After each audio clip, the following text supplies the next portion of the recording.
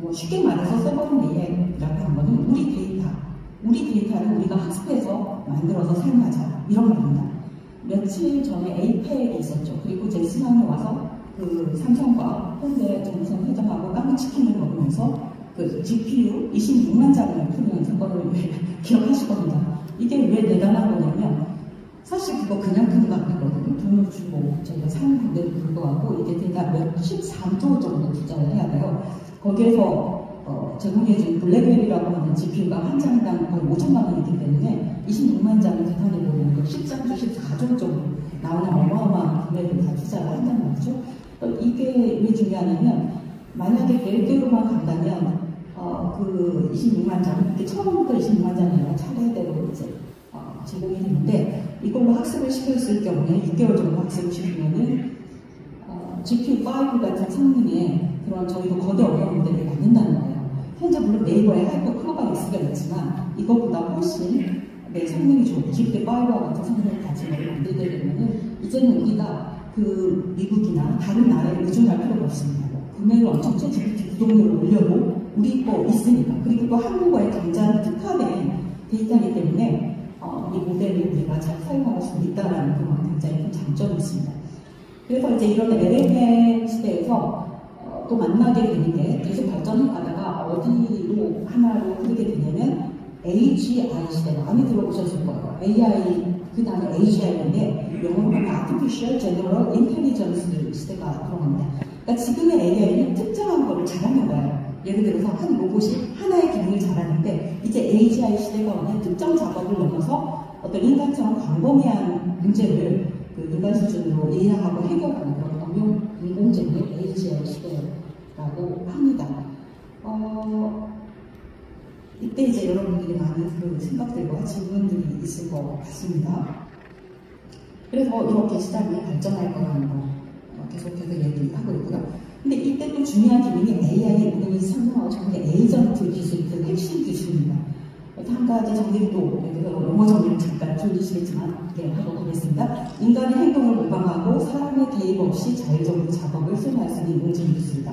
사실은 초기에 지금은 약간의 사람의 개입이 초기 단계에 있어요. 그런데 이제 이게 시간이 흐를수록 사람의 개입 없이 자율적으로 작업을 수행할 수 있는 인공지능 기술을 에이전트라고 합니다. 쉽게 말해서 예를 들어서 여러분께서 만약에 서울에서 LA까지 가는 가장 저가 항공편을 찾아줘 라고 얘기를 한다면 지금 저희가 트립닷컴이나 이런 사이트들에 가서 비교해서 검색하잖아요.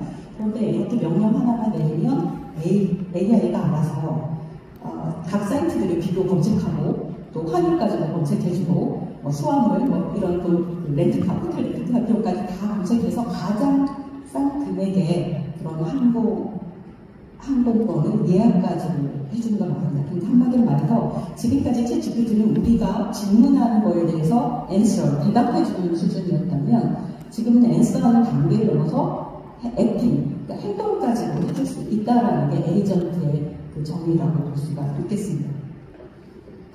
그래서 이런 에이전트 지금 전쟁이 한창인데요. 특히 오픈 AI, 마이크로소프트, 메타, 아마존, 애플, 그 다음에 네이버, 그 다음에 SK, 그 다음에 LG, 삼성 이런 데서 이렇게 만들어내요. 지금 아래 보시면은 이거는 삼성 포털 것인데요. 여기에서는 여러분이 줌 미팅, 화상회의 할 때 한국어, 영어, 베트남 이런 세 가지 언어가 동시에 통역이 되고 자막까지도 이제 진행이 됩니다. 그래서 이런 시대가 이제 우리가 바로 펼쳐진다는 거죠. 이건 이제 저희 연구실에 타입한 사례 중심으로 설명을 드리겠습니다. 여기에 마이크 와조스키라고 하는 빌런이 있어요. 빌런이 계좌를 이제 요청을 합니다. 그러면 은행에서 확인을 하는 거죠. 그래서 데이터베이스에 보니까 이름이 비슷한 이름이 있어요. 마이크 와조스라고.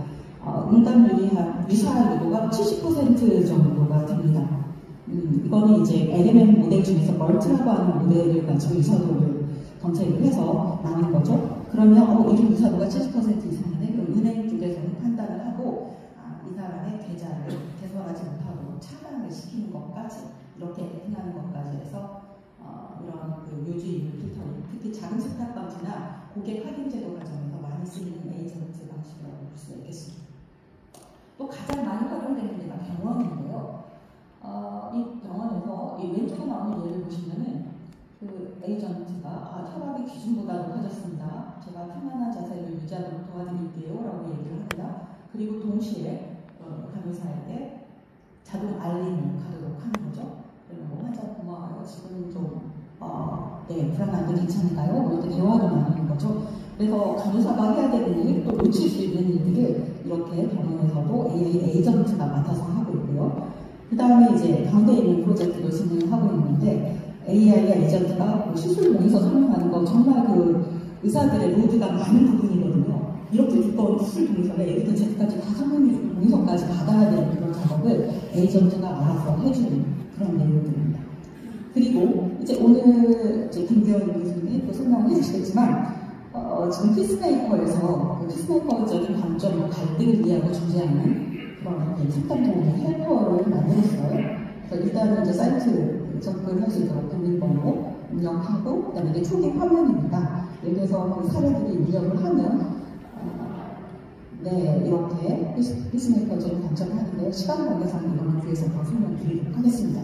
그리고 이렇게 할 뿐만 아니라 파일을 저장을 하고 이거를 또 상담자 내담자 또는 관리자에게 메일로 전송할 수 있는 시스템까지 지금 진행하고 있습니다.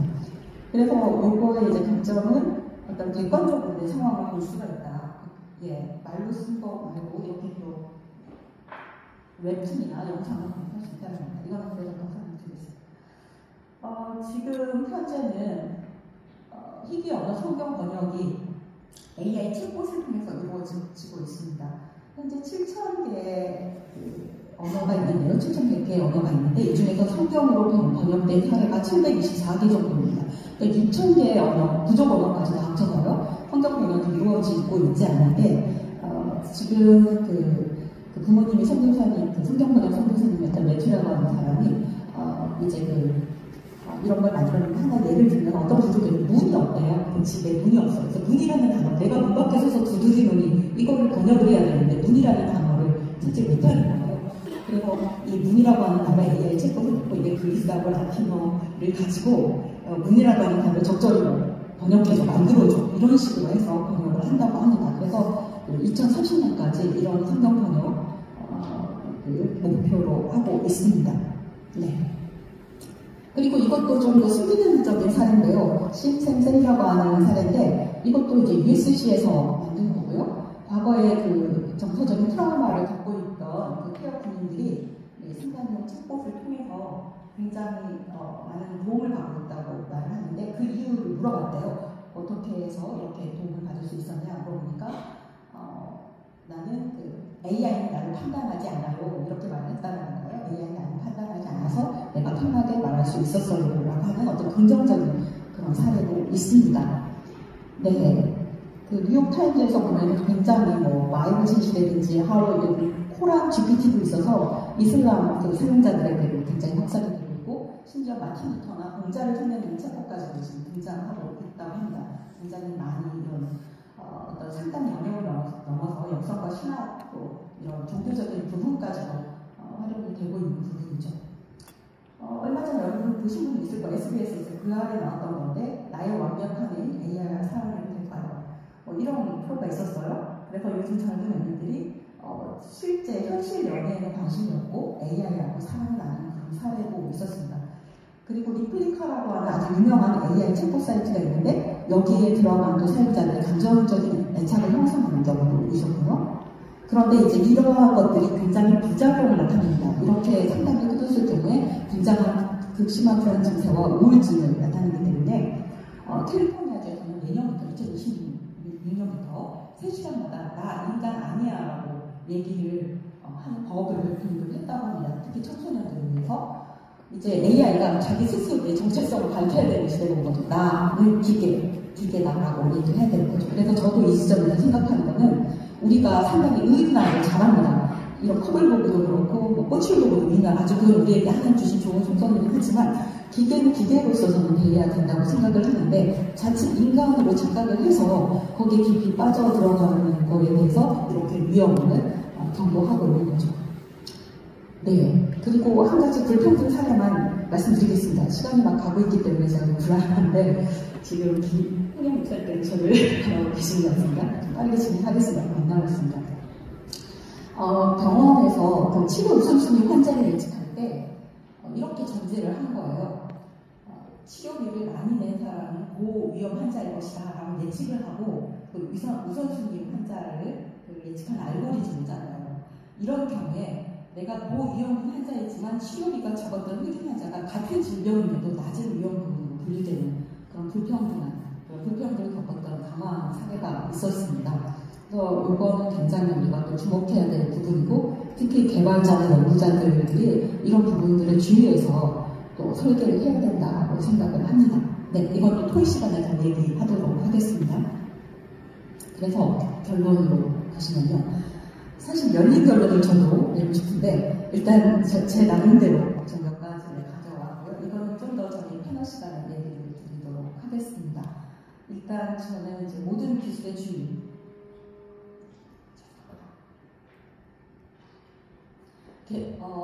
모든 그 기술의 주인이 하나님이시고 우리는 그분의 총직이기 때문에 저희가 기술을 설계할 때는 이런 공정성과 책임을 가지고 설계를 해야 된다고 생각을 하고요. 그리고 갈수록 이렇게 AI의 어떤 기술을 가진 자도 가지지 못한 자, 경제적으로 또 아까 보셨듯이 굉장히 역할자들이 오히려 더 많은 그 책임과 많은 권력을 갖게 되는 그런 구조로 가게 되는 위험성이 있기 때문에 AI 시대에도 변하지 않는 그 중심의 사랑을 가지고 따뜻한 시선이 사회적인 약자들에게 거두지 않아야 된다고 생각을 합니다. 예, 들어주셔서 감사드리고요. 나머지 그 논의라는 상태에서 얘기하도록 하겠습니다. 네, 경청해 주셔서 감사합니다.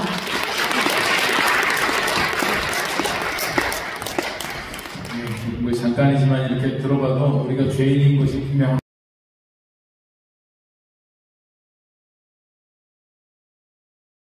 첫 번째, 두 번째 패널로부터 받았는데 그게 한순간에 사라져버리고 야 이거 하면서 우리의 탐욕을 자극하는 이 강의에 그냥 번쩍 뜨이고 보니까 아 인간이구나.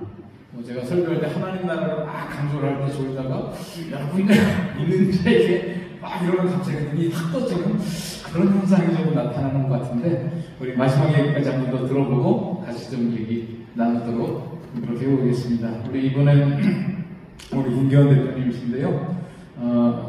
예, 뭐 여기서 꼭 밝혀야 될지 안 할지 모르겠지만 방금 발제하신 교수님과 이제 한 집에서 사시는 분인데 서로 눈치를 보시는 사이입니다. 눈치를 보시는 사이. 자, 우리 박수로 환영합니다. 안녕하세요. 방금 소개받은 김기현입니다. 제가 눈치를 많이 보는 사람입니다.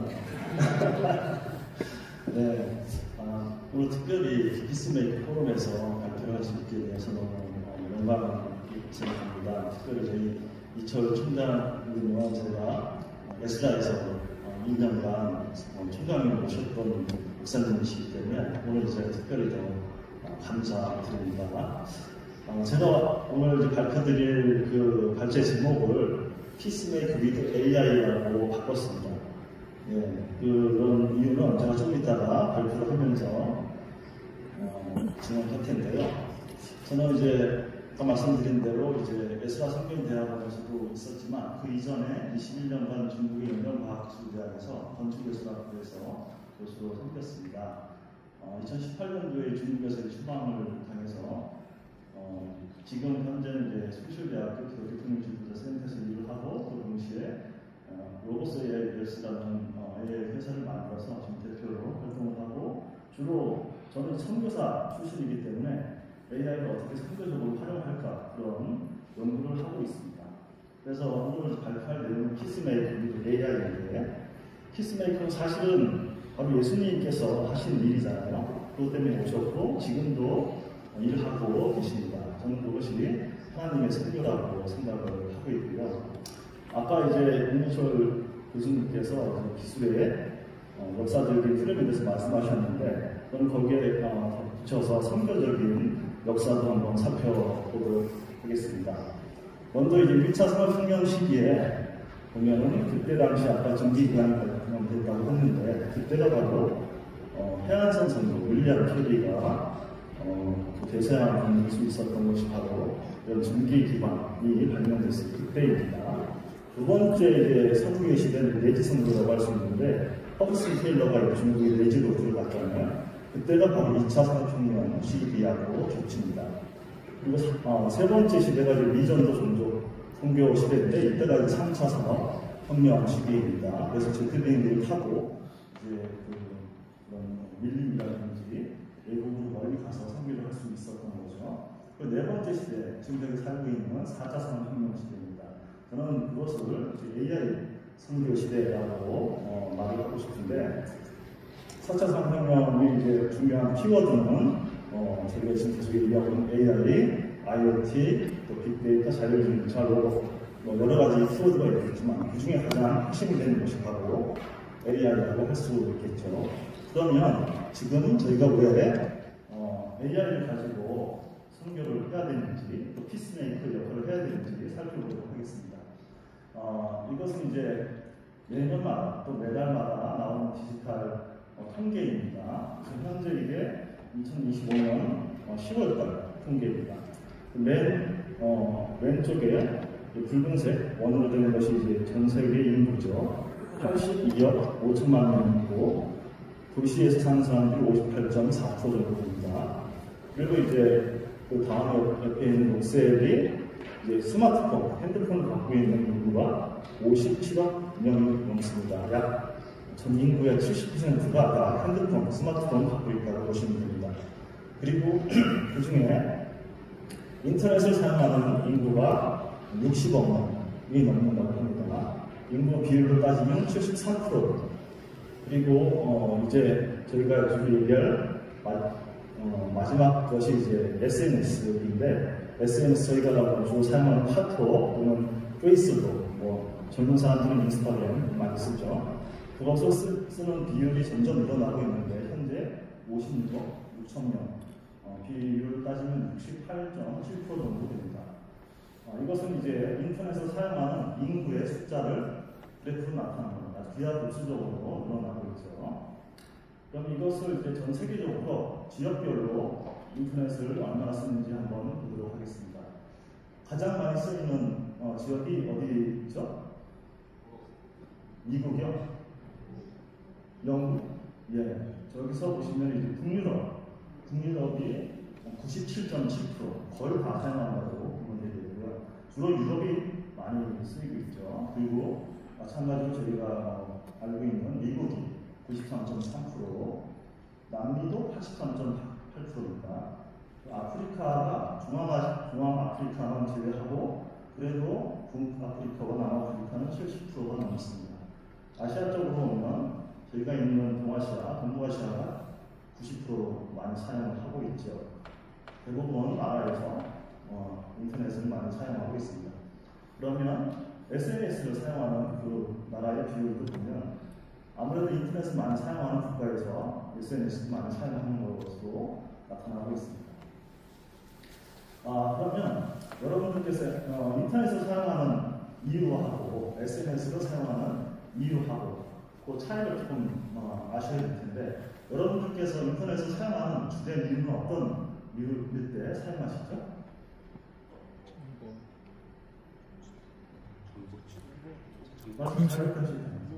정보 검색. 정보 검색. 그렇죠. 여기 첫 번째 가장 높이 나오는 게 정보를 찾을 때 인터넷을 많이 사용을 하죠.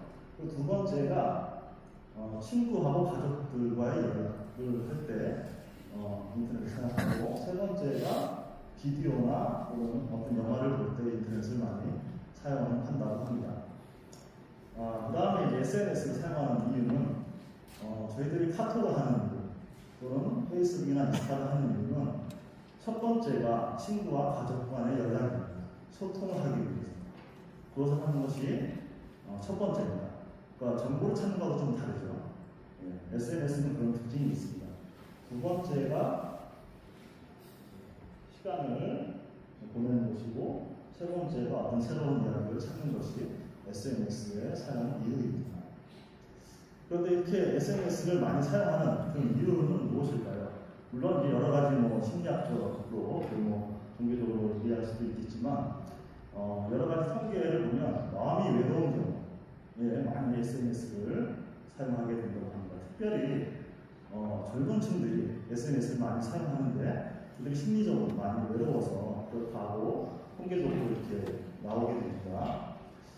그리고 요즘에는 이제 그런 고민들을 이제 저희들이 많이 쓰이는 그 오픈 AI, 챗 GPT를 통해서 많이 이제 상담을 한다고 해요. 젊은 사람들은 오히려 목사님께는 좀 직접적으로 솔직한 말씀 드리기가 좀 부담스러운데 챗 GPT를 이용해서 자기 솔직한 이야기, 어떤 친구 간의 문제, 아니면 목사님 간의 어떤 문제, 성적인 문제 이런 것들을 많이 상담을 한다고 하는데 여기 어떤 뉴스에 보면 약 50만 명 이상이 그런 상담을 하는 학생들, 그런 젊은 층들이 조울증을 겪는 그런 통계가 나타난다. 그런 얘기 자료가 있습니다. 그래서 이러한 상황에서 저희들은 이제 왜 어떻게 이러한 AI를 활용해서 우리가 피스메이커 역할을 해야 되나 이제 말씀을 본격적으로 드리도록 하겠습니다. 사실은 뭐 여러 교수님들께서 AI의 긍정적인 면, 부정적인 면을 많이 말씀해 주셨고 저는 조금 더 활용적인 측면에서 말씀을 드리도록 하겠습니다. 저는 AI가 하나의 어떤 도구라고 생각을 했어요. 그래서 사실은 뭐 이제 요리사가 칼을 잡으면 요리를 하는 것이고 간호가 칼을 잡으면 사람을 죽일 수도 있는 거잖아요. 저는 그런 기술적인 측면에서 이것을 어떻게 긍정적으로 잘 활용하는지 또 저는 선교사이기 때문에 선교적으로 어떻게 활용할지 그것이 가장 중요시 하다고 생각합니다. 그래서 교회에서는 사실은 이런 AI로 활용을 하는 것이 필요하다고 보고 사실 목사님들 같은 경우에도 뭐 설교 자료를 준비한다든지 목회를 준비한다든지 또는 어떤 상담을 할 때 AI를 사용할 수가 있고 교사도 또 본인의 어떤 직무에 필요한 대로 이용할 수가 있고 행정에서도 마찬가지고요.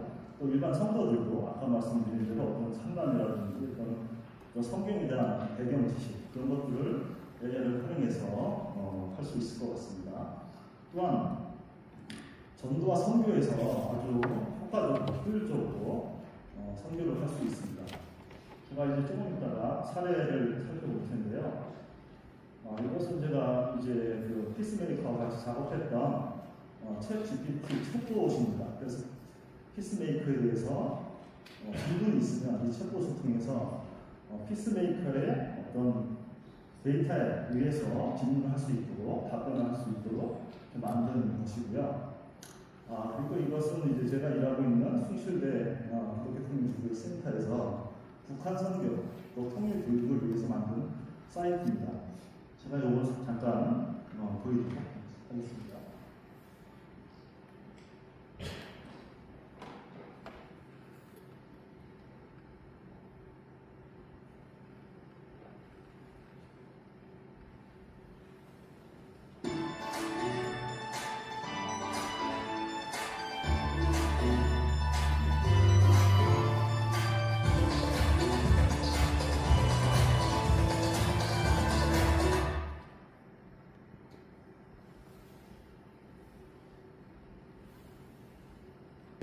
하나님께서 참 너무 놀라우신 게 북한 선교를 위해서 브라질에 있는 많은 사람들을 불러오고 계세요. 그래서 그분들이 북한에 대해서 배우고 싶다는 거예요. 그래서 저희 숭실대에서 북한에 대한 교육, 또 통일에 대한 교육을 한글로 강의를 하면 한글을 브라질어, 포르투갈어로 AI를 활용해서 강의 사이트를 다 이렇게 만들었습니다. 그래서 브라질에서도 북한 교육을, 북한 선교를 위한 교육을 받을 수 있도록 이렇게 만드는 것입니다. 이것은 나중에 한번 기회가 되시면 보시도록 하고, 많은 것을 못 보여드리는데, 저희 이제 랩에서 만든 피스메이커 사이트입니다.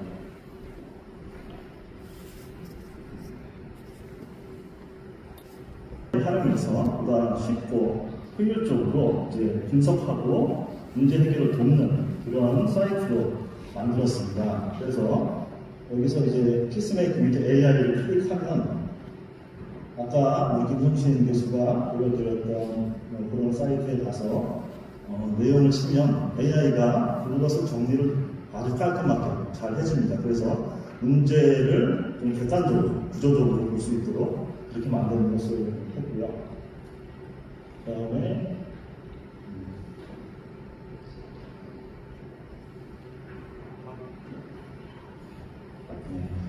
여기 보면 각 상담 사례들을 데이터별로 분석을 다 해놨습니다.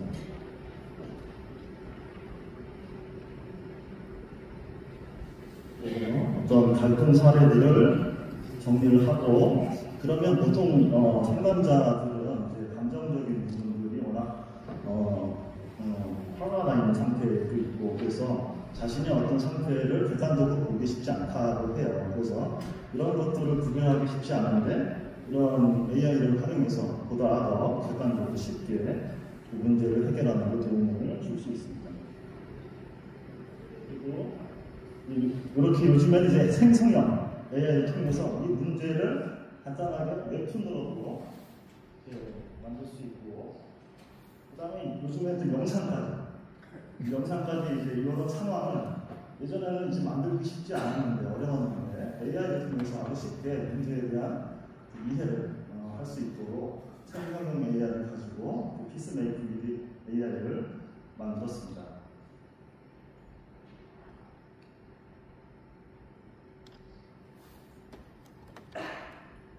네, 마무리를 하도록 하겠습니다.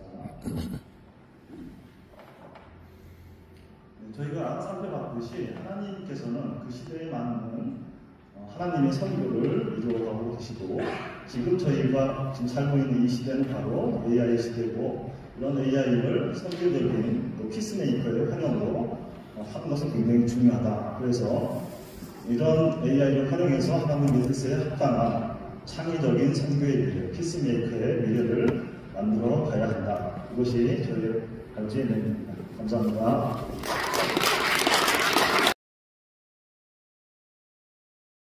순서를 우리 사무국장이신 홍영 목사님께서 쭉 하셨는데, 오늘 강의 듣고 보니까 굉장히 의도적인 배치를 했구나. 아주 그냥 저 밑바닥에서부터 쭉 올라와가지고 마지막 이 얘기만 나왔으면 물건 파는 줄 알겠죠. 이게 아니라 오늘 첫 번째 발전부터 쭉 이어지다 보니까 이게 이런 부분이 있었구나라고 하는 생각들이 조금 이제 정리가 될 수 있을 것 같은데, 우리가 이 얘기를 다시 한번 이제 그 밑바닥부터 가장 현실적인 것까지 쭉 나온 것을 좀 종합하는 시간을 가져야 될 것 같습니다. 오늘 원래 계획은 한 10분간 휴식이 있었는데 그냥 바로 진행을 하고 휴식을 하시는 게 좋을 것 같습니다.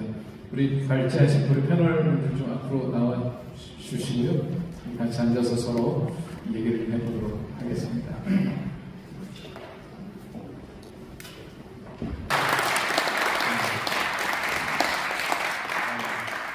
저도 지금 머리에 좀 정리할 시간이 필요한 것 같습니다.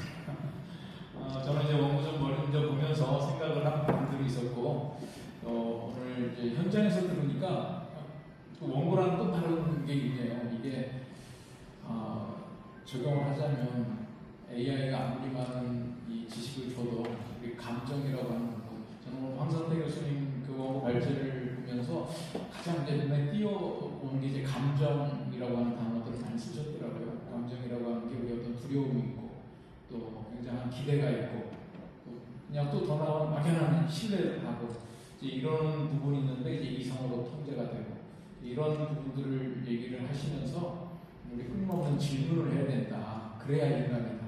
그래서 비판적 질문을 얘기를 하셨는데, 또 윤영철 교수님께서는 굉장히 그 철학자들의 그 칼을 가져다가 사용을 하시면서 그 비판적 질문이라는 게 도대체 어떻게 하는 게 비판적 질문이냐. 어쩌면 첫 번째 패널하고 약속하신 건 아닌데 그 비판적 질문의 본질에 대해서 조금 얘기를 하신 것 같아요. 그래서 그런 것들을 해야 이 양면에 정말 우리에게 도움이 되는 것도 있고 우리에게 해가 되는 것도 있는데, 그 비판적 질문이라고 하는 것은 아까 이제 말씀하신 대로 우리 인간의 욕망이 투영돼가지고 그것이 이상화돼서 다시 우리가 그걸 닮아가는 이런 요소들이 있기 때문에 정말 하나님 앞에서 회복된 형상으로 던져지는 질문이어야 된다는 것이 마지막 결론이셨고, 이런 준비가 다 되는 사람들이 우리 세 번째, 네 번째 패널을 들으셔야 되는 거죠.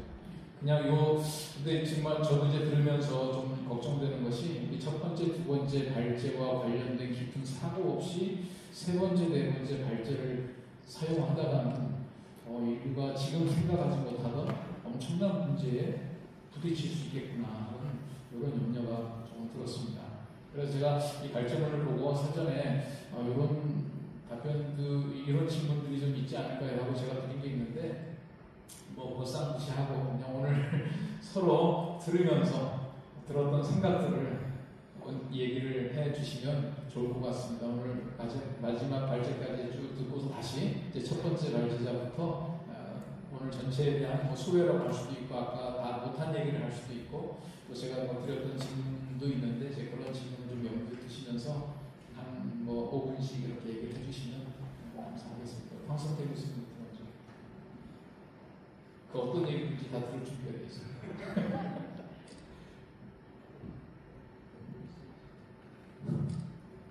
예. 질문을 해주셔야 답을 하는데 아무거나 얘기하고 사실 이제 여 목사님이 사전에 질문지를 좀 보내주셨기 때문에 좀 생각해 볼 것이 있어서 그 이야기를 좀 드리면 될 것 같은데, 그러면 이제 비판의 시작, 비판 그러면 굉장히 단어가 좀 세게 느껴져서 익숙치 않은 거죠. 그래서 이제 비판이라는 말을 잘 안 쓰는데 비판의 이면에는 질문이 있는 것이거든요. 그래서 질문의 근원은 기준일 것이고, 그런 기준은 우리가 그러면 이 한계 속에서 기준을 찾을 것이냐 이렇게까지 이어지는 것입니다. 그래서 이제 여 목사님이 이제 그 교회와 교육에서 무엇을 해야 되느냐 이런 질문을 하셨어요. 그래서 그거를 조금 글쎄요, 제 딴에는 좀 자제하면서 세게 이야기한다면 교회에서 정답을 가르치는 것을 멈춰야 된다고 생각합니다. 왜냐하면 사람들은 정답을 묻는 것에 익숙해져 있습니다. 특히 우리 젊은 학생들 특히 그렇습니다. 대한민국의 수능 때문입니다. 그러니까 수능 망국입니다, 지금. 그래서 정답을 찾으려고 합니다. 교수에게도 끊임없이 정답을 물어보고 시험 문제에 정답을 물어보고 그냥 정답. 그런데 우리 어른들도 정답을 물어봅니다. 근데 주로 미래에 대한 정답을 물어봅니다. 그래서 앞으로 어떻게 할까? 이거를 내가 어떻게 할까? 자기가 스스로 결정해야 되는 것인데 자꾸 물어봅니다. 누군가 답을 합니다. 그것이 그래서 시험하면 마치 그게 하나님 뜻인 것처럼 본인도 착각하고 그냥 무엇인지도 모르면서 정답이라고 자꾸 전달을 하려고 합니다. 가르치려고 하는 거죠. 그런데 교육 현장에 있다 보면 가르침이 반대 쪽에서는 배움이 있고요. 그래서 배움에서 출발을 한 거에 함께 동반해서 가는 과정이지 않으면 그냥 정보를 전달하는 것 가지고는 가르쳐지지 않습니다. 그러니까 배워줘야 되는 것이고 자기가 배우려고 해야 되는 것이지 가르쳐서 해결되는 것은 없습니다. 가르칠 수 있는 것도 없습니다. 정답이 없기 때문에. 그래서 교회에서 해야 할 일은 정답을 묻는 것을 금지시켜야 되고, 왜냐하면 우리 점집에 가면 자꾸 답을 물어보잖아요. 교회 와서도 자꾸 비슷한 똑같이는 얘기 안 하지만 결국은 분석해보면 그 얘기거든요. 앞으로 뭐 어떻게 할까요? 잘 될까요? 말까요? 그래서 그거를 멈춰야 되고, 그거를 멈추기 위해서는 왜냐하면 정답을 답변하는 듯한 지위에 있는 사람이 되어버리면 그럼 무당이 되는 것이거든요. 샤먼인 것이죠. 그래서 교회가 제발 그런 샤머니즘의 늪에 빠지지 않았으면 좋겠는 게 저의 바람이고요. 그렇게 하기 위해서는 우리가 정답을 함께 추구해야 되는 거지, 정답을 묻고 정답을 자꾸 알려주려고 하고 자기도 모르는데 자꾸 알려주려고 하고 이거를 당장 멈춰야 된다고 생각합니다. 그래서 제가 이제 불편한 질문을 해야 된다는 것은 거기 이제 목사님 설교, 오늘 목사님 설교 어땠나요? 질문해야 되는 건데 굉장히 불편하죠. 익숙하지 않아서 그렇습니다. 그래서 그 질문을 한다는 것이 특정 개인을 향한 공격은 아니거든요. 그 내용을 보고 우리가 제가 학생들한테 어떤 이야기를 할 때도 마주보는 것은 굉장히 위험한 거다. 이야기할 때 마주본다는 것은 우리가 마주본다는 것은 그 격투기 할 때 마주봅니다. 그래서 뭔가 의논하려면 마주보지 말고 객관적인 자료를 앞에 띄워놓고 그걸 함께 바라보고 그리고 객관화해서 이야기를 해야 뭔가 협의가 되고 함께 뭔가를 탐구해 나갈 수 있는 것이지 마주보는 순간 뭐 약간 대립감을 세울 수 있습니다. 그게 이제 인간이 가진 한계인 것 같기도 하고요. 그래서 가장 불편한 질문이 목사님의 설교 내용이 어땠는가 그 내용을 함께 토론하는 것일 것이고 어쩌면 그거보다 더 불편한 것이 우리 구역장님이 하신 말씀을 같이 한번 하나 따져보자. 집에 가서 남편이 한 말을 부인이 한 말을 따져보자. 이게 가장 힘든 것입니다. 그래서 그거를 할 때 마주보고 하지 말고 같은 곳을 바라보고 자료를 띄워놓는 거. 그래서 그렇게 하면 가능하다고 생각합니다. 그래서 그것이 우리에게 생소하지만 익숙하게 자연스럽게 만들어야 되는데 자연스럽게 된다는 것은 우리가 글로벌 시대에 경험을 하는 것이 있습니다. 왜냐하면 시차 적응입니다. 그래서 미국 출장을 가거나 유럽에 출장을 갔을 때 시차 적응 안 하는 사람 없죠. 왜냐하면 그 지역의 시간에 자연스럽게 자기가 적응이 돼 있어야 좀 원활하게 업무도 볼 수 있고 좀 편안해지는 그래서 업무에 집중할 수 있고 이렇게 됩니다. 그래서 시차 적응이라는 걸 하기로 결심을 했으면 시차 적응을 해야 되는 것이고 그래서 알람을 맞추고 뭐 옆 사람 깨우라고 그러고 뭐 모닝콜도 놓고 굉장히 열심히 시차 적응을 하죠. 그래서 지금 우리가 익숙하지 않다라면 시차 적응을 하듯이 익숙해질 때까지 뭔가를 바꿔야 합니다. 그래서 그게 이제 저의 아까 발표 이후에 정리를 하자면 이 정도가 되는데 정답은 추구하는 것이지 묻고 답하는 것이 아닙니다. 제발 그러지 맙시다.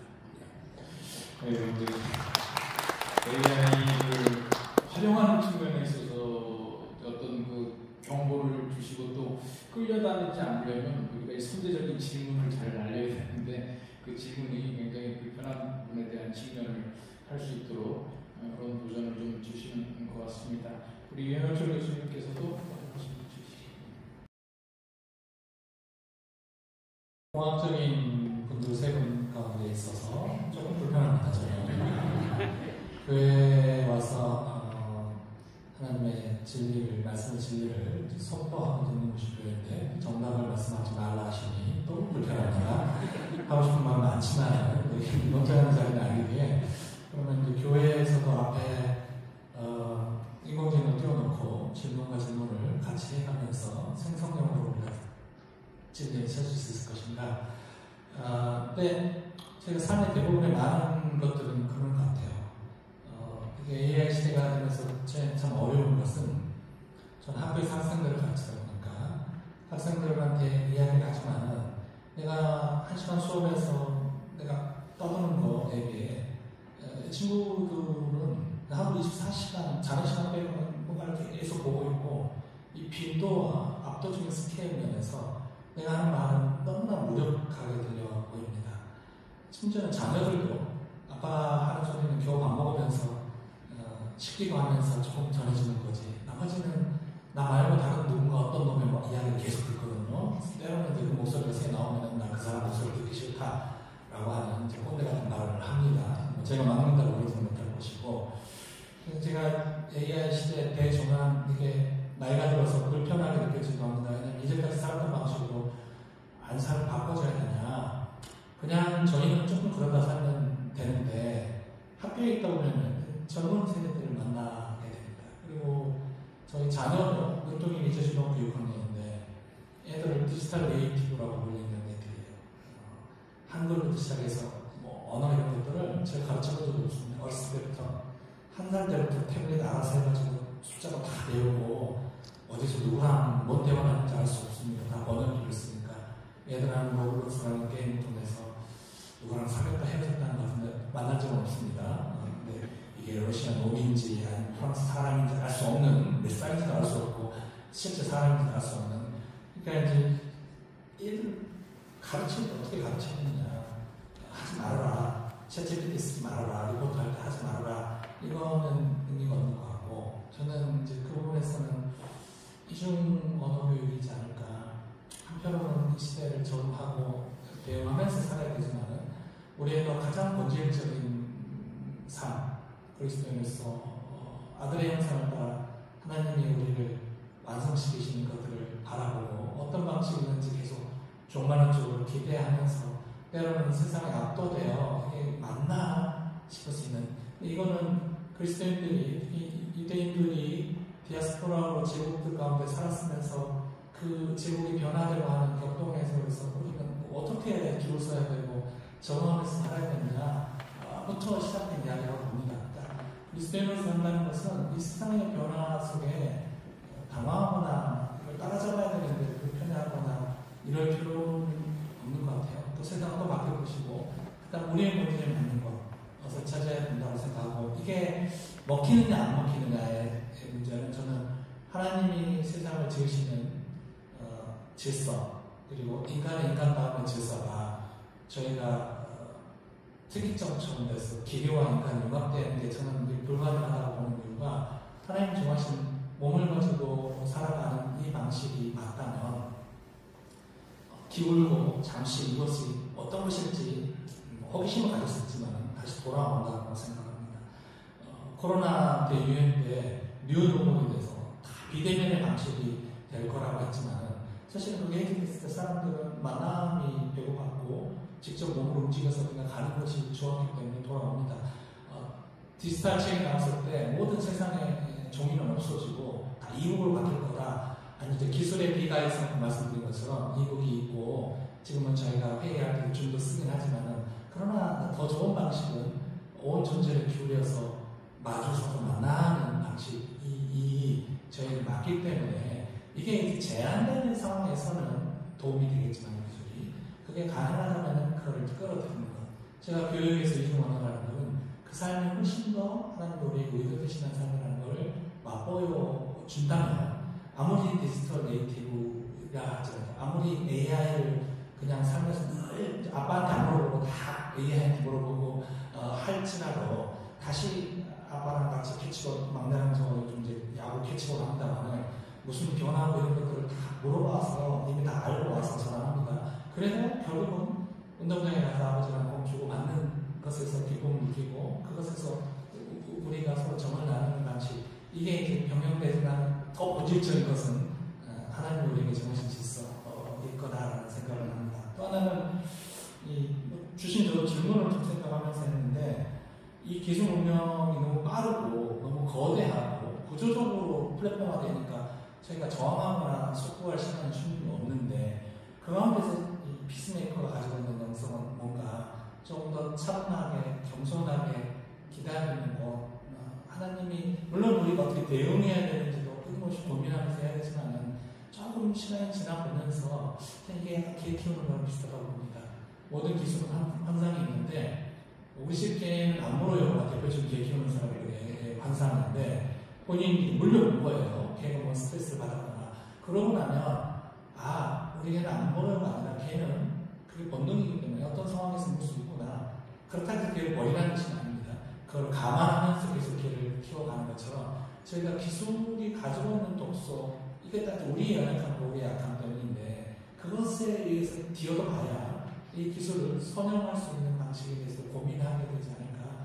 앞으로 이제 이 좌측으로 황 교수님 말씀해 주신 것처럼 직선으로 가지 못할 거고 좌측으로 하면서 시행착오를 거치면서 가야 될 거고, 이것으로 인간성이 먹혀버리지 않을 거라고 제가 믿는 이유는 하나님이 우리를 아끼시고 보호하시기 때문에 인류가 멸망하거나 인간성이 소멸하는 단계까지 하나님이 두시진 않을 거고, 여기에서도 저희가 구속사 가운데 교훈을 얻게 될 거라는 생각을 합니다. 그렇습니다. 네, 감사합니다. 사실 제가 사전에 이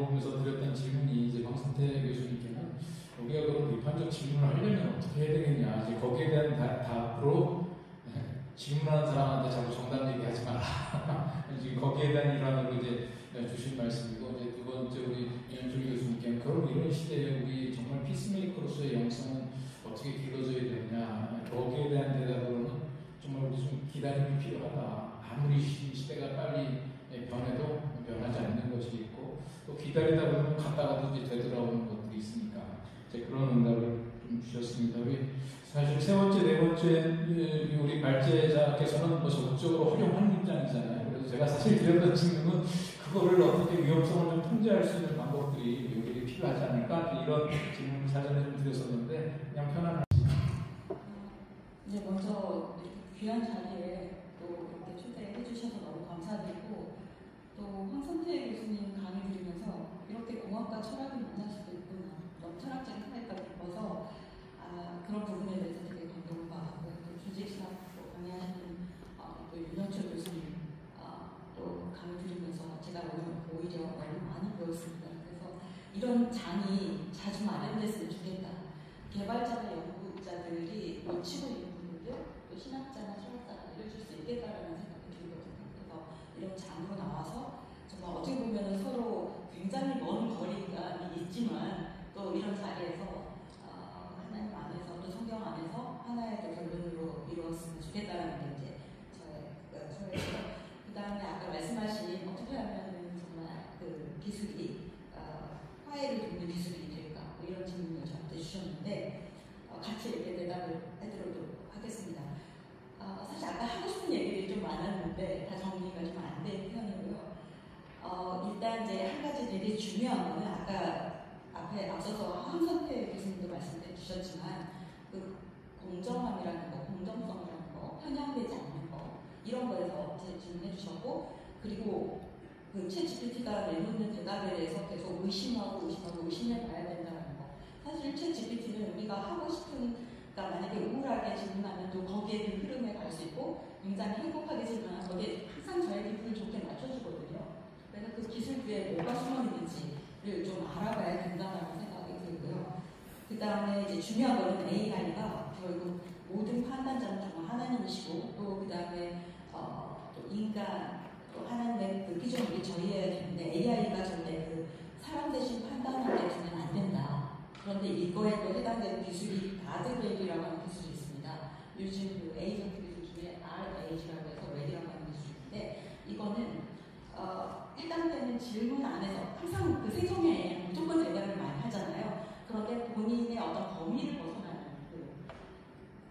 그런 그 한계, 그 부분에다가 가드를 세워주는 기술이에요. 그래서 이건 내가 대답 못하겠다. 전문가하고 상담해라. 아니면 의사 선생님하고 상담하십시오. 목사님과 상담하십시오라고 하는 어떤 가드를 세워주는 그런 기술들이 굉장히 그 기술자들이나 그 개발자들 이런 부분들에 더 집중해서 대화를 해야 되겠다라는 생각이 듭니다. 그래서 절대 판단의 몫을 AI에게 드리지 않고 정말 우리에게 다시 가져올 수 있도록, 인간의 아우라를 다시 찾을 수 있도록 기술을 하도록 하겠습니다. 네, 알겠습니다. 감사합니다. 제가 보니까 뭐 이렇게 평 발언하는 건 아니고 우리 김기현 대표님.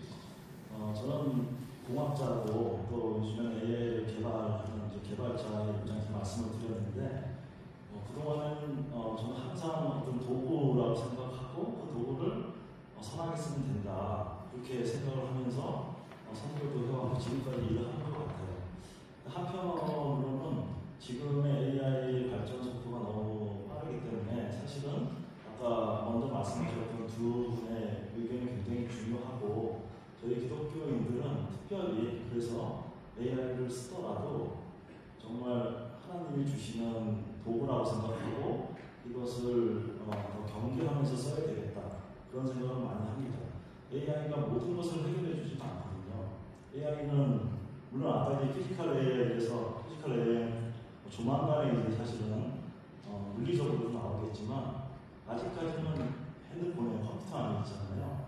모든 것을 해결해 주지 못합니다. 가장 결정적인 게, 저는 코로나 때 저희가 온라인 예배를 많이 드렸잖아요. 그때 드리면서 어쩔 수 없으니까 예배를 드렸지만 온라인 예배의 한계를 많이 느꼈어요. 처음에는 편했지만 이제 좀 시간이 갈수록 더 교재가 가득해지고 코인도 지금도 사실은 어려운 곳에는 그런 선교지, 북한이나 이슬람 국가나 이런 곳에는 그런 기술을 이용해서, 줌을 이용해서 사실은 예배를 드리고는 있어요. 하지만 그 안에 또 한계가 있습니다. 직접 사람이 가서 같이 음식을 먹고 교제를 하고 기도를 하고 손을 잡아주고 이런 건 못하거든요. 그 안에서 사실은 정말 하나님의 사랑을 느낄 수 있다고 생각해요. 그래서 저희는 이제 AI를 개발하지만 사실은 그런 도구라는 생각을 가지고 있고, 결국은 하나님께서 하나님의 사랑으로 이뤄가시는 것이 바로 하나님의 성도구나, 그런 생각을 하면서 하나님 앞에서 그런 기술을 개발해야 되겠다는 생각을 하면서 지금 그렇게 일을 하고 있습니다. 예, 감사합니다. 저희가 이런 자리를 마련할 때 재작년 같은 경우 우리 윤영철 교수님도 그때 오셔서 또 좋은 말씀 주셨지만 환경과도 피스메이킹을 해야 된다. 사실 저희 교단이 좀 조금 보수적인 교단이지만 제가 속한 이장로 교단이 우리 교단 총회에서도 그 기후환경대책위원회를 만들 정도로 그런 문제들이 심각하고 어려운 문제인데, 그런 부분들을 이런 자리에서 우리 피스메이커가 어떻게 그러면 환경하고도 우리가 지내야 되는가, 이제 이런 고민을 한다는 게 아마 이 세상의 여타 다른 전문적인 세미나나 토론 장소에 가면 더 깊은 얘기들을 들을 수 있겠지만, 저희는 우리 피스메이커를 또 사랑하고 후원하고 그저 이 시대를 살아가는 일반 시민적인 수준을 생각해서 이 정도 얘기는 그래도 들어야 되지 않을까, 생각해야 되지 않을까, 조금 지평을 넓혀야 되지 않을까, 그런 의미로 재작년에 이제 환경 문제도 좀 다뤘고요. 올해는 이 AI, 생성형 AI, 이제 이 부분이 굉장히 우리의 생활 속으로 생각보다 더 빨리 파고들기 때문에 우리 크리스찬으로서 어떤 생각을 하면서 해야 되는가, 편하다고 바로 이용을 하고 그냥 거기에 휘둘리다가는 어찌 보면 거기에 지배를 또 당하는 것 아닌가 라고 하는 경종을 가지면서도 우리가 이용을 해야 된다. 그래서 오늘 이 자리를 통해서 밸런스가 홍 목사님 일 알고 기획을 했는지 모르겠는데 딱 좀 맞게 됐고, 오늘 이 자리에서 뭐 깊은 결론까지 여러분들이 다 파헤치지 못해도 저희가 내년 초에는 매주 저희들이 일주일에 한 번씩 기도회를 했었는데요. 재작년부터는 기도회 시간에 약간의 주제들을 가지고 이런 발제들을 듣고 함께 기도하는 시간을 좀 가졌어요. 그래서 내년에는 저희들이 매주 이런 우리 그리스도인으로서 또 피스메이커로 살아가는 사람으로서 필요한 이 세상의 변화들을 좀 크리스찬들의 입장에서 생각하고 나눌 수 있는 장을 좀 마련해야 되겠다 생각을 해가지고, 오늘 어떤 대화의 시작이 여기에서 끝이 아니라 오늘 여러분들이 가졌던 여러 가지 궁금증들, 또 AI, 이 생성형 AI 시대가 우리 4차 산업혁명의 가장 근본적인 바닥을 깔고 있는 것 같은 이런 시대에 여러분들에게 좀 생각의 거리를 드렸을 수 있으면 저희들의 기획의 의도는 만족이 됐고, 여기서 이제 해답까지는 얻지 못하더라도 여러분들이 이런 부분들을 놓고 고민하시고, 또 아까 이제 마지막 잠깐 소개해드렸지만 우리 현장에서 개발자로서 피스메이커 아까도 잠깐 나왔던 화면이 그냥 보시면 피스메이커에서 이런 거 하면 그러는데, 아마 여기서 우리 피스메이커 교육 받으신 분들은 그 화면이 뭘 의미하는지 알 거예요. 저희들이 조금 목적하는 바가 있는 AI거든요. 그냥 여러분들이 갈등 있으면 어떻게 해결하지 이제 이게 아니라 뭔가 지금 성경적 가이드라인, 아까 그 가이드를 쳐주신다고 했는데 그 가이드를 좀 친 AI예요. 그래서 여러분들이 이제 그런 부분들을 가지고 우리 피스메이커 교육하고, 교육을 우리가 15주를 한다면 그거를 사용하면 3주 만에 끝낼 수 있는 그런 도움을 많이 주는 거죠. 나머지는 AI하고 실행하고, 그런 차원에서 준비를 했고, 오늘 여기 청중으로 계신 분들도 제가 이렇게 보니까 우리 서울대에서 어떤 지금 산학협동을 하고 계시는 신대영 교수님도 어떤 프로젝트를 지금 학교 안에서 AI 프로젝트 진행하고 계시는 분도 계시고, 또 멀리 대전 카리스트에서 우리 남규영 교수님도 오셔서 특히 제가 오늘 들으면서 건축 예술 분야인데 우리 남경 교수님도 이 어떤 산업 디자인 분이 쪽이신데 이런 갈등 해결에 대한 관심들을 가지시고 오늘 이 자리까지 이렇게 오셨거든요. 다 발언의 기회를 좀 드리고 싶은데 저희들이 이제 정한 시간이 되고 또 저희들이 진행해야 되기 때문에 여기서 아쉬움을 여러분들 지금 뭔가 긋다가 이건 뭐야, 이거 이렇게 끝나는 거야? 이제 이런 아쉬움이 있으신 것 같은데 여기서 좀 마무리를 해야 될 것 같습니다. 여러분들 감사드리고 앞으로도 우리 여러분들 저희들하고 어떤 그 소통의 채널이 다 되시는 분들이 여기 계시는데 저희 소식을 들을 때 또 이런 포럼들이 내년 아마 3월부터 매주 1회씩은 오프라인으로 진행될 겁니다. 그럼 소식을 들으시면 현장에 오든지 온라인으로든지 계속해서 함께 기도해 주시고 함께 고민해 주시면 감사하겠습니다. 아쉬움을 가지고 이제 마무리하도록 하겠고요. 제가 지금 광고 말씀 조금 드리면 이제 이 시간 이후에 이제 총회가 저희들이 사관법인이어가지고 꼭 갖춰야 되는 요건들이 있습니다. 총회를 진행할 텐데 뭐 회원 아니신 분들도 우리가 비밀스러운 얘기하는 거 아니고요. 저희 총회 자료집을 잘 만들었기 때문에 뭐 빠르게 5분 안에 끝날 수 있어요.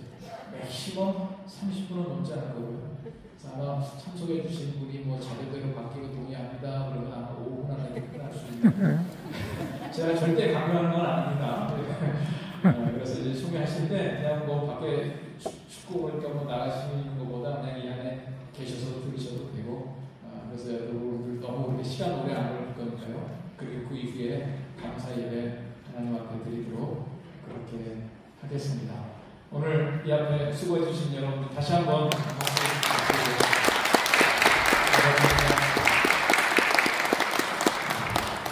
이 시간 뭐 제가 소개해드리고 싶은 우리 나와서 많은 분들과 계시고 하는데 우리 또 이 지역 동네를 담당하시는 서초구의 우리 김지영 의원님 제가 한번 와서 들어보시라고 했는데 직접 오셨네요. 잠깐 한번 일어나셔서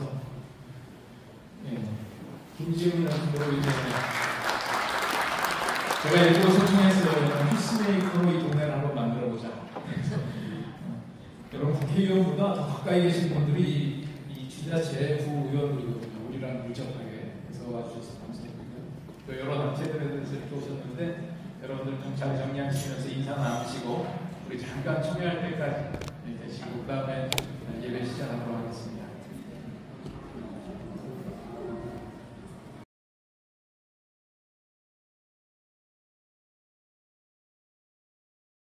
네, 피스메이커 사무국장 홍덕 목사입니다. 6페이지, 7페이지 윗물에 2024년도 회계 결산 보고 나와 있습니다. 일반 회계와 특별 회계로 구분되어 있고요. 수익과 지출분 이렇게 상계되어 있다는 걸 말씀드리도록 하겠습니다. 본부 행정과 출판사역에서 2024년도 예산은 2억 300만 원이었는데요.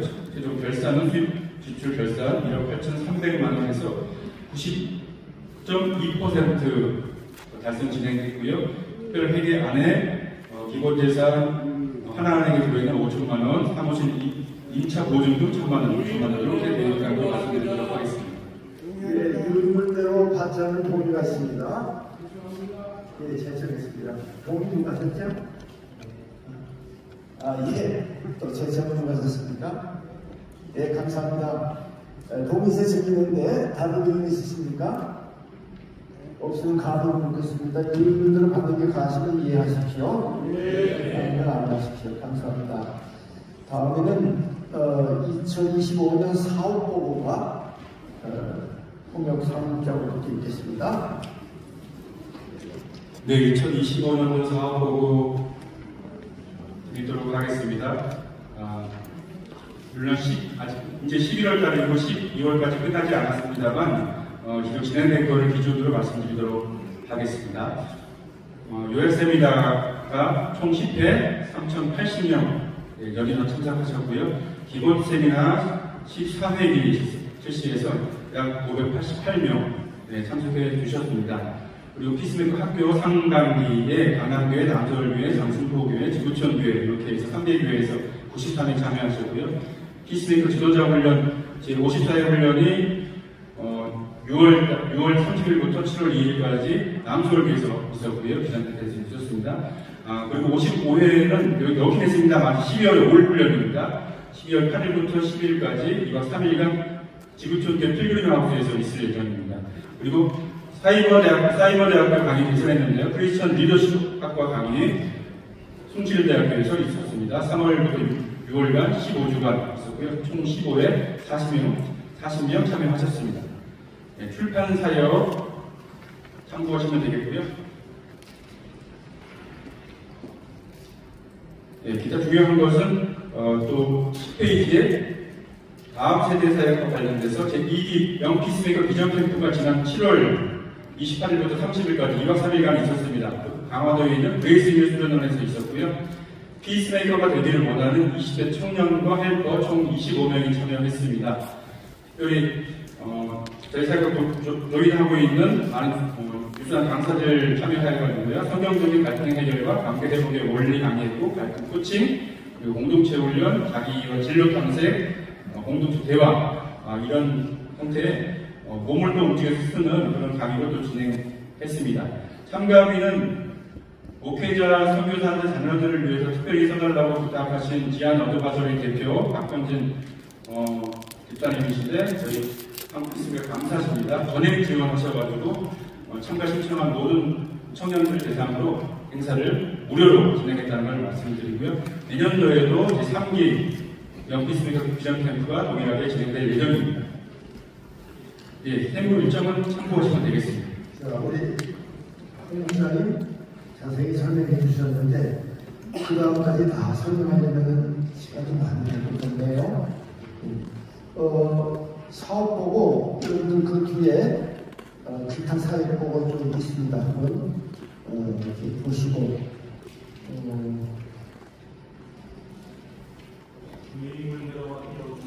일분대로 답장을 보고가 있습니다. 제청 있으십니다.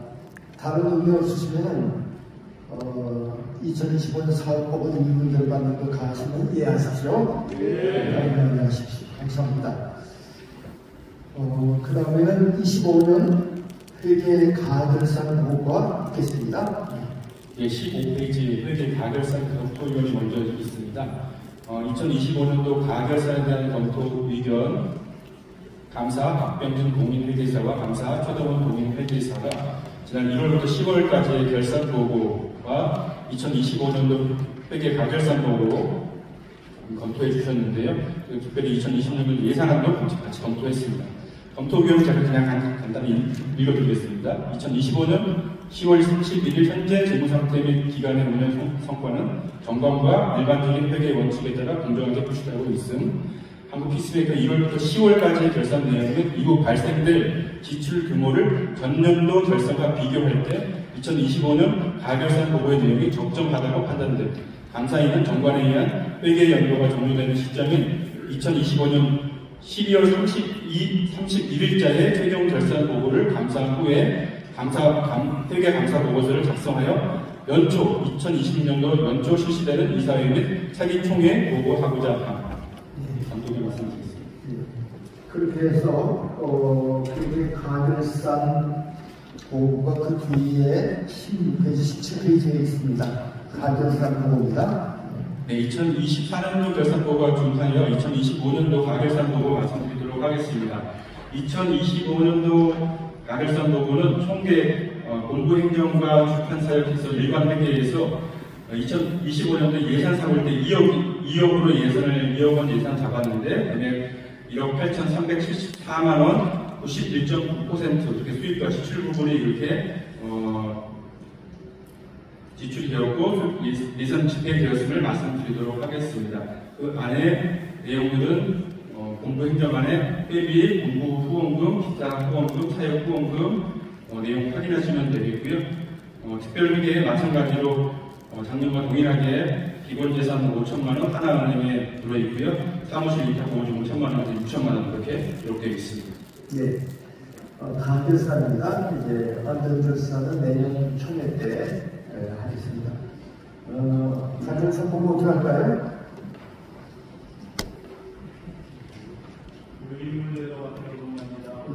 발자는 동이 있습니다. 예, 저기 서십니다. 다른 분들 없으시면은 가하시면 이해하십시오. 아니면 이해하십시오. 예, 감사합니다. 이제 마지막으로 안건토의가 있겠습니다. 첫째로 2026년 사업계획안 수립입니다. 설명해 주시죠. 네, 2026년도 사업계획도 한국 피스메이커가 실시하고 있는 그 사역에 준하게 계속해서 실시하고 있는 거라서 특별하게 더 생긴 건 있지 않습니다. 화평하게 하는 그리스도의 양성, 화해 센터가 되는 교회를 섬기는 것, 그리고 무엇보다도 이 사역을 진행함에 있어가지고 2023년간 이 사역이 또 진행할 수 있도록 하나님이 또 진행해 주셨는데요. 이 사역을 계속해서 진행하기 위해서 재정 안정성도 확보가 필요합니다. 많은 사역들을 저희가 진행하고 있는데요. 이를 위한 노력도 하고 있고 혹은 교회를 개발하는 일에 많은 관심을 가지고 있습니다. 중점 추진 사역은 갈등 분쟁 해결센터 운영 활성화하고 전국 대표번호를 저희가 만들었는데요. 좀 더 활성화시키는 것이 저희 목표를 또 가지고 있습니다. 아까 말씀드렸는데 영피스메이커 비전 캠프를 비롯한 세대공감 아이콘텍 세미나 다음 세대를 대상으로 하는 사역을 확장하려고 하고 있습니다. 사역이 저희 안에만 머물러 있지 않아야겠죠. 해외 사역을 통한 한인교회 및 선교사 지원도 2026년도에도 제가 했던 것처럼 그 이상 발전시키려고 하고 있습니다. 예. 내년도 사업계획안 어떻게 수행해 주시겠습니까?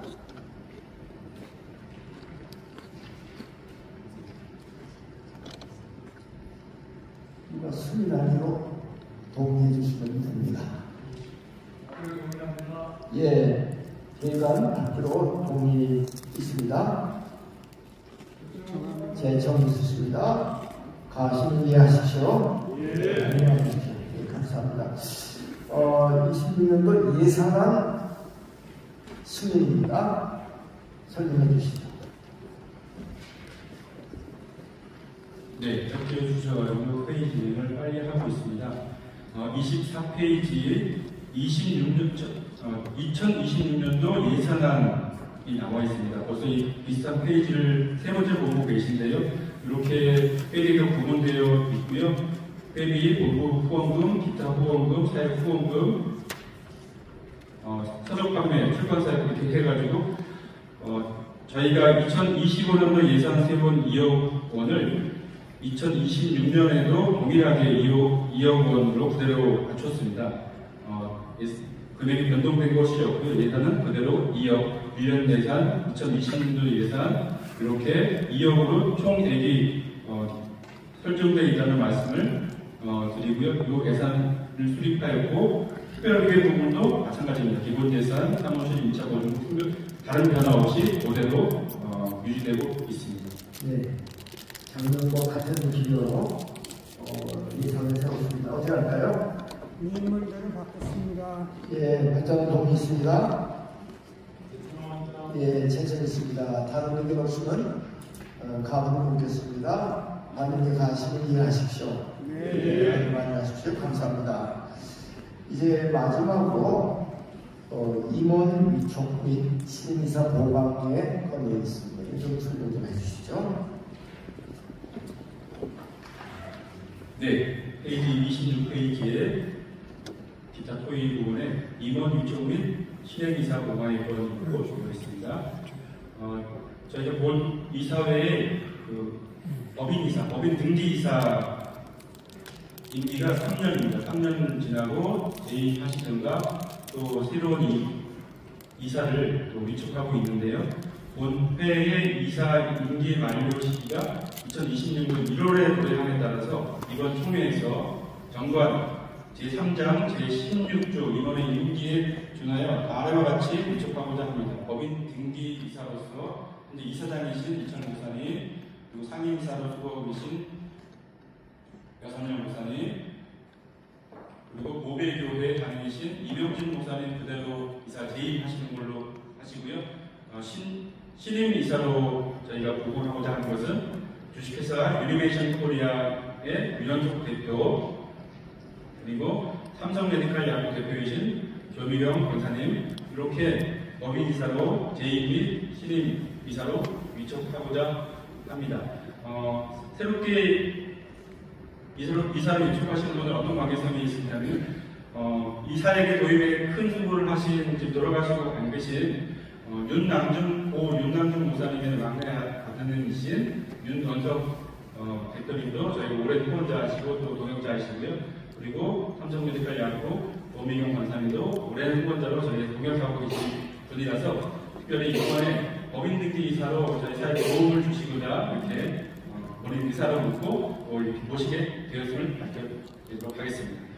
또한 법인 등기 이사와 별개로 이 사역을 활발히 진행하기 위해서 저희 신임 실행 이사님도 위촉하게 되었는데요. 강남교회를 담임하고 계신 조문상 목사님, 안암제일교회에 담임하고 계신 김명환 목사님, 화평교회에 담임하고 계신 김정민 목사님, 주평강교회에 담임하고 계신 정기성 목사님, 이렇게 네 분의 담임 목회자분들을 또 신임 실행이사로 모시고 저희 사역을 활발하게 진행할 수 있도록 이렇게 도움을 요청하게 되었음을 밝혀드립니다. 예. 설명 들으신 대로 신임 법인이사, 등기이사, 그리고 실행이사, 우리 사무국에서 또 이사회에서 통과시켰습니다. 우리 총회에서 받아주셔야 되겠는데 어떻게 할까요? 예, 받자는 동의 있습니다. 제청 있습니다.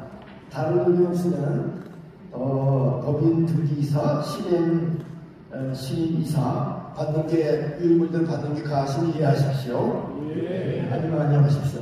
혹시 자리에 계신 신임이사님들 계시면은 일단 법인 등기이사로 수고하실 윤원석 대표님, 또 조미경 대표님, 여사별 이명진 목사님, 그 자리에 한번 일어나 주시면 감사하겠습니다.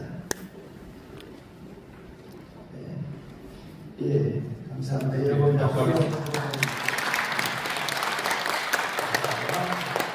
또 신임 실행이사로 수고하실 고문상 목사님, 김명환 목사님, 김정민 목사님, 정비석 목사님 한번 일어나 주시면 감사하겠습니다.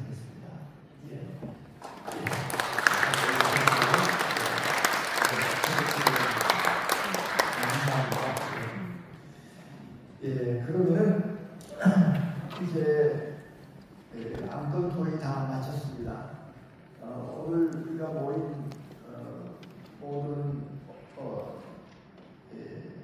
사무는 다 마쳤는데 회의를 어떻게 할까요? 회의하자면 동의입니다. 제청이 있습니다. 감을 이해해 주십시오. 네. 안녕하십시오. 감사합니다. 그러면은 제가 한 번 더 기도하고 그리고 마치고 우리 감사예배로 출발했습니다. 하나님 아버지 감사합니다. 오늘 은혜 가운데 전기충혈을 잘 마쳤습니다. 그동안 하나님께서 귀한 신실한 인구들을 통해서 해오셨던 그 모든 사업들 보고도 받고 또 내년의 사업 계획과 그리고 예산도 저희들이 통과시켰습니다. 이런 것들이 주님의 선하신 도우심으로 내년에도 잘 수행될 수 있도록 축복해 주시고, 특별히 오늘 임원으로 위촉받고 또 실행이사로 임명받으신 여러분들, 하나님께서 이 시대에 귀한 일꾼으로 세우셨사오니 맡은 사명들 잘 감당할 수 있도록 모든 필요한 것을 주님께서 채워주시고, 또 저희들도 함께 협력해서 2022년에 한국 피스메이커 사역이 훨씬 더 성장하고 또 하나님의 뜻을 이루는 해가 되도록 역사하여 주시옵소서. 오늘 회의에 같이 하시면 감사하고 예수님의 이름으로 기도하옵나이다. 아멘. 예, 회의 마쳤습니다. 마음을 함께 주시고 감사합니다. 이제 30분 딱 됐네요. 하나님께 올려드리도록 하겠는데, 저희가 올해 23회차 피스메이커 날 기념 포럼과 감사예배 저희가 함께 모이고 있습니다만, 보시다시피 저희가 제한된 인원으로 행사를 섬기고 프로그램을 진행하다 보니까 조금 시간상 진행하는데 무리가 좀 있었던 부분도 넓은 마음으로 양해 부탁드리도록 하겠습니다.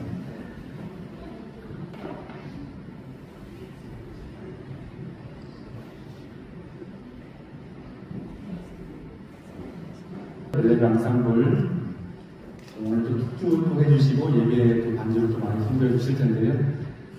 저희가 이렇습니다. 적은 인원으로 여러 가지 일들을 다 감당하고 있습니다.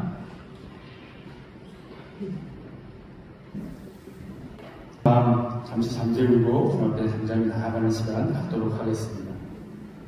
묵도하시겠습니다.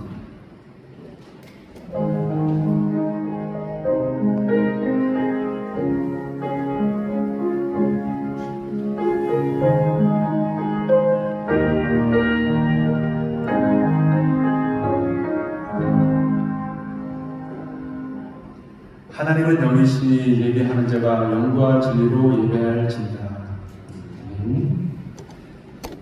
찬송가 412장 내용을 그 깊은 데서 이렇게 찬송하도록 하겠습니다.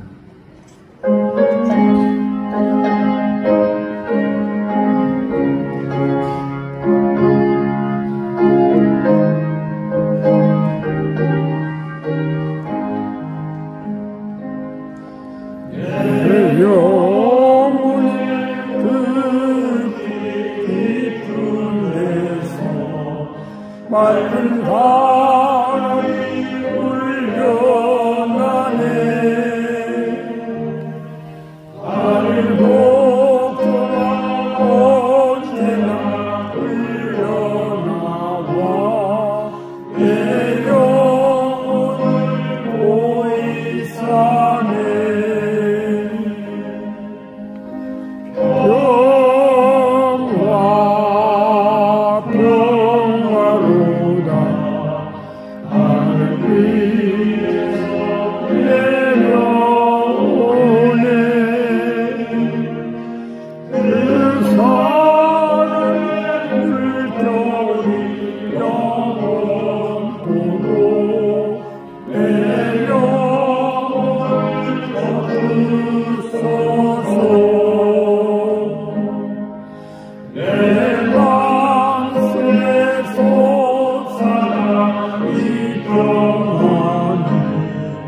깊이 묻지 오메로다.